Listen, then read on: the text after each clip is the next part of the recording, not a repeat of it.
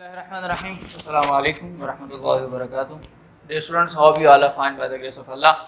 Today we are going to start the remaining numerical problems of our chapter number 4. So let's start from the sixth numerical of this chapter.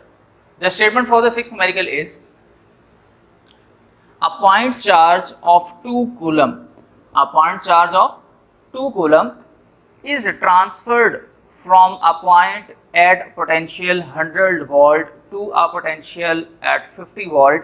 What would be the energy supplied by the charge?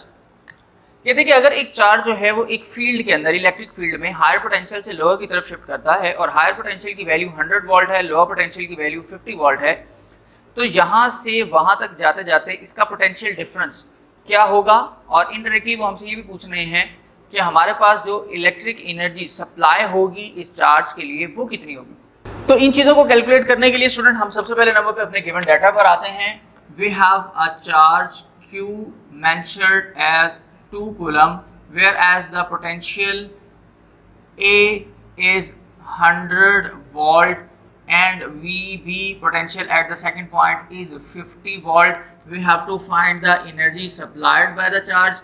The formula for this is of potential difference. So we write the formula as Q into VA minus VB. This is a very simple formula that helps us to calculate the energy supplied by the charge. So simply just by substituting the value in this formula, energy is equal to Q, whereas Q is 2, VA is 100 minus 50, whereas 2 into 50 and energy is 50 to 100 and the unit for the energy is joule. Hence this is the answer for our numerical number 6. Let's come on to the next numerical, which is the numerical 4.7, and the statement for this numerical is a capacitor holds a 0.06 coulomb of charge when fully charged by the 9 volt battery. कहता है कि अगर एक battery जिसकी potential या volt जो है वो 9 वोल्ट्स हैं, वो अगर एनर्जी सप्लाई करता है चार्ज को स्टोर करने के लिए कैपेसिटर पर, तो कैपेसिटर्स पर 0.06 कूलम चार्ज जो है वो स्टोर होते हैं। हमने ये चेक करना है, calculate the capacitance of the capacitor के उस कैपेसिटर की कैपेसिटेंस कितनी है, हमने इस चीज़ को कैलकुलेट करना है। स्टूडेंट सबसे पहले नंबर पे हमें आना होगा यहाँ पर इसके गिवन डाटा को नोट डाउन करने के लिए, जिसमें हमारे पास दो चीज़ें अवेलेबल हैं। एक तो चार्ज अवेलेबल है 0.06 कूलम और सेकंड पोटेंशियल अवेलेबल है वोल्टेज में 9 वोल्ट और हमने फाइंड आउट करनी है कैपेसिटेंस। सो स्टूडेंट अगर हम आए अपने सेकंड यानी कि 7th न्यूमेरिकल पर, तो जो चीज़ें हमारे पास अवेलेबल थी उसमें सबसे पहले नंबर पे student we have the charge 0.06 coulomb whereas the potential of 9 volt. We have to find out the C. So student अगर इस गिवन डाटा के अकॉर्डिंग देखें तो हमने अपनी इस चैप्टर के अंदर जो फॉर्मूलाज पढ़े थे उनमें से एक फॉर्मूला ये भी पढ़ा था, Q is equal to CV. इस फॉर्मूले के अंदर अगर देखें तो हमारे पास तकरीबन सारी चीजें अवेलेबल है, but we have to find the C. So separated Q over V is equal to C. Now substitute the values in this formula. 0.06 over 9 volt which is equal to 6, which is equal to C.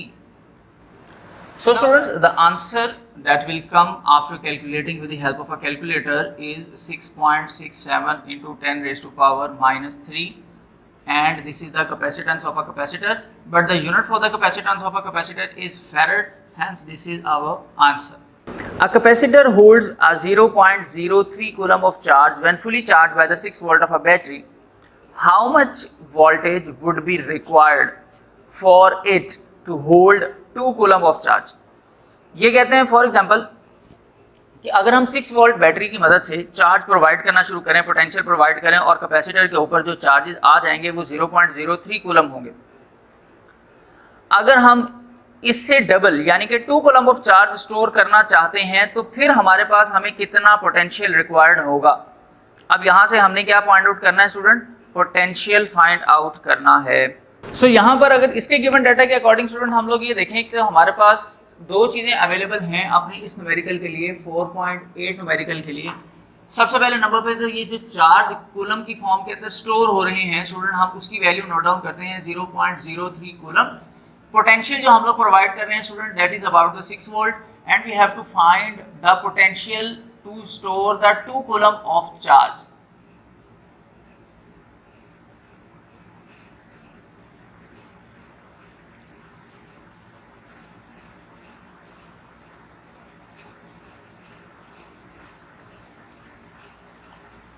अच्छा student, इसके लिए भी formula पहले हम use तो यही करेंगे, लेकिन इसमें थोड़ा सा चेंज आएगा, क्योंकि हमारे पास अभी जो चार्जेस अवेलेबल है वो 0.03 है, लेकिन हमने इसकी कैलकुलेशन करनी है पोटेंशियल की जब हमारे पास 2 कूलम ऑफ चार्ज होगा। तो इसका मतलब है इस क्वेश्चन के 2 पार्ट है।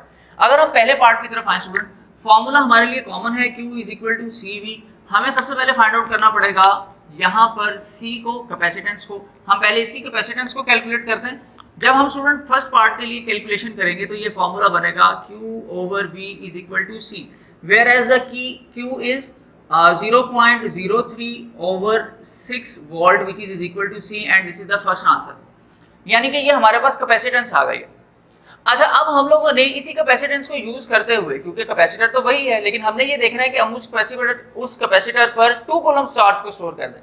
तो उसके लिए फिर हम क्या करेंगे कि यहाँ पर फॉर्मूला अगेन चूज करेंगे, Q is equal to CV। Now we have to find out the potential, so Q over C is equal to V।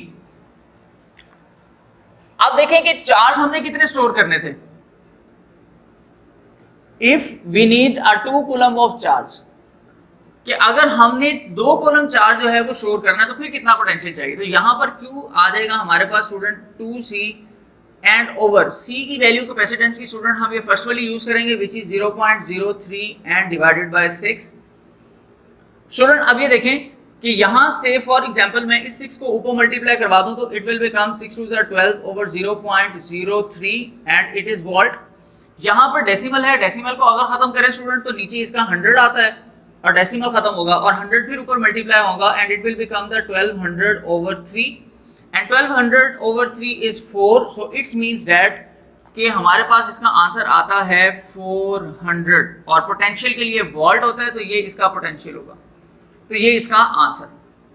तो इसका मतलब ये है कि अगर हमारे पास इतना पोटेंशियल प्रोवाइड कर रहे हैं और चार्ज स्टोर हो रहा है 0.03 एक कैपेसिटर को, तो उसकी कैपेसिटेंस कितनी है 0.03 ओवर 6। अच्छा, सेम इसी तरह से कहता है कि अगर मैं इसी कैपेसिटर पे 2 कूलम चार्ज स्टोर करना चाहता हूं तो फिर पोटेंशियल कितना देना पड़ेगा। तो हमने फिर 2 कूलम चार्ज के अकॉर्डिंग जो है वो पोटेंशियल को कैलकुलेट किया कि हमें 6 वोल्ट की बजाय 400 वोल्ट का पोटेंशियल देंगे तो फिर 2 कूलम चार्ज स्टोर होंगे। ठीक है, क्योंकि ये वाली जो वैल्यू है ना ये 1 कूलम से भी बहुत कम है, इसलिए इसको 6 वोल्ट रिक्वायर्ड थे। लेकिन अगर हम ज्यादा स्टोर करना चाहते हैं तो पोटेंशियल कितना चाहिए 400 वोल्ट। तो ये आपका न्यूमेरिकल था स्टूडेंट। इसके बाद हम स्टार्ट करेंगे अपना लास्ट न्यूमेरिकल, और लास्ट न्यूमेरिकल से मुराद है कि 9th numerical of this chapter. ये भी बहुत ज़्यादा आसान है, 9th और 10th बहुत ही सेम है, सिर्फ डिफरेंस आता है हमारे पास पैरेलल और सीरीज कम्बिनेशन का। 10th न्यूमेरिकल आपके लिए असाइनमेंट होगी, 9th न्यूमेरिकल मैं आपको सॉल्व आउट करवा देता हूँ। और 9th न्यूमेरिकल की स्टेटमेंट स्टूडेंट कुछ है, 2 capacitor of 6 microfarad and 12 microfarad are connected in series with 12 volt battery। मैं स्टूडेंट यहाँ पर क्योंकि डिटेल ज़्यादा है साथ साथ मेंशन भी करता जाऊँगा चीज़ों को। फॉर एग्जांपल हमारे पास इस स्टेटमेंट में सबसे पहले नंबर पे हमें मिल रहा है कैपेसिटर, जो कि 2 कैपेसिटर्स और जिनको हमने सीरीज कम्बिनेशन में अटैच किया, और सीरीज कम्बिनेशन के अंदर हमारे पास जो कैपेसिटर थे फॉर एग्जांपल हम लिख देते हैं C1 is 6 microfarad, C2 is equal to 12 microfarad। अच्छा, इसी तरह उसने कहा कि connected in a series with 12 volt battery. इसकी जो बैटरी थी उसका पोटेंशियल कितना है स्टूडेंट 12 वोल्ट का। Find the equivalent capacitance. सबसे पहले नंबर पे हमने क्या फाइंड आउट करना है स्टूडेंट, इक्विवेलेंट कैपेसिटर हमने फाइंड आउट करनी है। Then we have to find out the charge, फिर हमने Q फाइंड आउट करना है कि उस कैपेसिटर्स पे या इंडिविजुअल कैपेसिटर्स पे कितने चार्जेस आते हैं।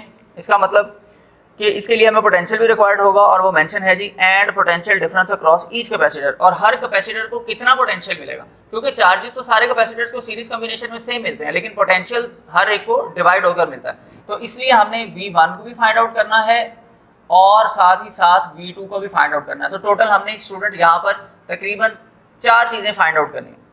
इनके लिए जो फार्मूला स्टूडेंट हमारी हेल्प करेंगे वो फार्मूलाज भी मैं यहाँ पर कंबाइनली मेंशन कर देता हूँ। स्टूडेंट सबसे पहले नंबर पे इक्विवेलेंट कैपेसिटर का जो फार्मूला होगा वो सीरीज कॉम्बिनेशन के लिए कुछ यूं है। देन हम लोगों ने यूज करना है अपने चार्ज को मेजर करने के लिए formula Q is equal to CV, और फिर यही वाला फार्मूला हमारे पास नेक्स्ट जो है वो यूज होता रहेगा हमारे पोटेंशियल को फाइंड आउट करने के लिए। सो देखते हैं स्टूडेंट कि हमारे पास क्या क्या चीजें अवेलेबल हैं और आंसर हमारे पास क्या क्या आते हैं। सो स्टूडेंट ये देखें, सबसे पहले नंबर पे हमने इक्विवेलेंट कैपेसिटर फाइंड आउट करनी है, फिर चार्ज फाइंड आउट करना है, फिर हम लोगों ने पोटेंशियल फर्स्ट कैपेसिटर का और फिर हमने पोटेंशियल सेकंड कैपेसिटर के ऊपर जितना जाता है वो फाइंड आउट करना है। फॉर्मूलाज हमारे पास स्टूडेंट दो हैं। सबसे पहला फॉर्मूला हम यूज करेंगे और इक्विवेलेंट कैपेसिटर को मेजर करेंगे, तो इसके लिए हमारे पास फर्स्ट सॉल्यूशन होगा और हम फार्मूला के अकॉर्डिंग देखते हैं कि क्या आंसर आता है। 1/c equivalent is equal to 1/c plus 1/c, यानी कि C1 और C2 का कंपैरिजन आता है। अच्छा स्टूडेंट, यहाँ पर इक्विवेलेंट कैपेसिटर के लिए अगर हम वैल्यूज पुट करते हैं, फॉर एग्जांपल 1/C1 की वैल्यू है हमारे पास 6 माइक्रोफैरड और C2 की वैल्यू है 12 माइक्रोफैरड। हम इसका स्टूडेंट एलसीएम लेंगे तो ये हमारे पास आता है, डिवीजन में एलसीएम 12 आएगा और 2 + 1 और ये आंसर आ गया स्टूडेंट 3/12, 1/c इक्विवेलेंट। अच्छा, ये इस वक्त रेसिप्रोकल फॉर्म के अंदर है, लेकिन हमने इसको स्ट्रेट फॉर्म में, लीनियर फॉर्म में फाइंड आउट करना है। तो इक्विवेलेंट कैपेसिटेंस की जो हमारे पास कैपेसिटर होगा उसकी इक्विवेलेंट कैपेसिटेंस कुछ यूं बनेगी, C equivalent is equal to, हम इसका रेसिप्रोकल लेंगे, now it will become the 12/3, 3 1s 4 and 4। तो इसका यूनिट स्टूडेंट हमारे पास फेरेड होता है, लेकिन हम लोगों ने क्योंकि यहाँ पर माइक्रोफेरेड और माइक्रोफेरेड को एज इट इज यूज किया था, हमने इसको चेंज नहीं किया था, तो इस वजह से हम इसका आंसर भी माइक्रोफेरेड में लिखेंगे। अगर हम इसको स्टैंडर्ड फेरेड में कन्वर्ट करते तो फिर इसका आंसर भी फेरेड कन्वर्ट हो जाता सिंगल में। तो ये हमारे पास हमारा फर्स्ट आंसर है। अच्छा स्टूडेंट, इसी के साथ अगर आप देखें कि now we have to find out another thing, that is the charge. ठीक है, अच्छा अगर हम चार्ज फाइंड आउट करना चाहते हैं तो मैंने कहा कि सीरीज कॉम्बिनेशन के अंदर चार्जेस हमारे पास इक्वली डिस्ट्रीब्यूटेड होते हैं, तो यहाँ पर सारों के लिए सेम चार्ज होगा, दो अलग अलग कैपेसिटर्स के लिए भी सेम चार्ज रहेगा। अब देखते हैं कि हमारे पास वो चार्ज की वैल्यू क्या आती है। स्टूडेंट, सेकंड पॉइंट के लिए जो हमारे पास फॉर्मूला है that is Q is equal to CV and we have to find out the Q charge as same as, so just substitute the value in this formula, Q is equal to C. Where is C? Now the C is equivalent capacitors which is microfarad. तो student equivalent capacitor की value हम यहाँ पर use कर लेते हैं 4 microfarad की, और साथ ही साथ हम यहाँ पर V जो पोटेंशियल है वो भी मेंशन कर देते हैं विच इज द 12 वोल्ट। अच्छा, अब हमारे पास चार्ज की वैल्यू भी आती है और हमने इक्विवेलेंट कैपेसिटर की वैल्यू क्यों लिखी, क्योंकि हमने ये यहाँ पर ये कहा था कि हम चाहें तो सारे कैपेसिटर्स की जगह पर एक कैपेसिटर को रिप्लेस भी कर सकते हैं, और दूसरी बात ये कि एक ही चार्ज यानी कि टोटल जितनी भी डिस्ट्रीब्यूशन है वो हमारे पास टोटल चार्जेस आ जाते हैं जितने भी कैपेसिटर्स अटैच होंगे। तो उसकी वजह से हमने फिर ये चीज़ मेंशन की यहाँ पर डायरेक्टली इक्विवेलेंट कैपेसिटर को। अच्छा, अब यहाँ पर जो चार्ज स्टोर होंगे टोटल वो हमारे पास कितने होते हैं, 12 4 48, और चार्ज का जो हमारे पास स्टूडेंट यूनिट है which is coulomb, and hence this is the answer, this is our second answer. Now we have to calculate the third and fourth thing. The first potential V1. So let's consider the formula same as CV1. अच्छा, CV1 क्योंकि V1 find out करना है तो यहाँ पर capacitor C1 capacitance जो है या कैपेसिटर वो C1 यूज किया जाएगा, क्योंकि अब हमने पोटेंशियल की बात करें तो सीरीज कॉम्बिनेशन में पोटेंशियल हर कैपेसिटर पे सेम नहीं जाता। इस वजह से हमने क्या किया कि पहले कैपेसिटर का अलग पोटेंशियल, सेकंड का अलग कैलकुलेट करेंगे। तो देखते हैं कि क्या आंसर आता है। स्टूडेंट, Q की वैल्यू हमारे पास ऑलरेडी 48 आ चुकी है, we have to calculate the V, so just separate it as which is, अब यहाँ पर जो Q की वैल्यू है स्टूडेंट वो हमारे पास होगी चार्जेस की टोटल 48, और C1 की वैल्यू स्टूडेंट हम C1 वाली लेंगे 6 microfarad, so it will become the V1. Now calculate 6 and 48. How much? It will become the 8. So the potential is 8 volt. V1 के पहले कैपेसिटर को कितना पोटेंशियल जाएगा, 8 वोल्ट का। अच्छा, अब सेकंड के लिए भी कैलकुलेट करते हैं स्टूडेंट। फॉर एग्जांपल कि अगर यही फॉर्मूला रहे C2 और V2 के अकॉर्डिंग और हमने कैलकुलेट करना हो V2, तो हम सेपरेट करेंगे ऐसे V2 को and then substitute the value. Q student हमारे पास 48 ही रहेगा, लेकिन C2 की वैल्यू रहेगी 12 माइक्रोफैरड की, और यहाँ पर इसका आंसर स्टूडेंट आता है 4, और hence the 4 volt is required to store the charge of 48 on the second capacitor having the capacitance of 12 microfarad. इस पर 4 वोल्ट का पोटेंशियल जाएगा, इस पर 8 वोल्ट का जाएगा। तो ये हमारे पास हमारे न्यूमेरिकल्स के आंसर हैं। जो कि बहुत ही ज़्यादा सिंपल हैं, और उस वक्त सिंपल होंगे जब आपको फॉर्मूला याद होगा और आप अपने गिवन स्टेटमेंट के अंदर से अपनी जो वैल्यूज़ हैं उनको सेपरेट कर सकेंगे, गिवन डाटा को, टू फाइंड को या फॉर्मूलाज को। जब इनकी क्लासिफिकेशन आप इजीली कर सकेंगे तो आपके लिए न्यूमेरिकल्स को सॉल्व करना बहुत ज़्यादा आसान हो जाएगा।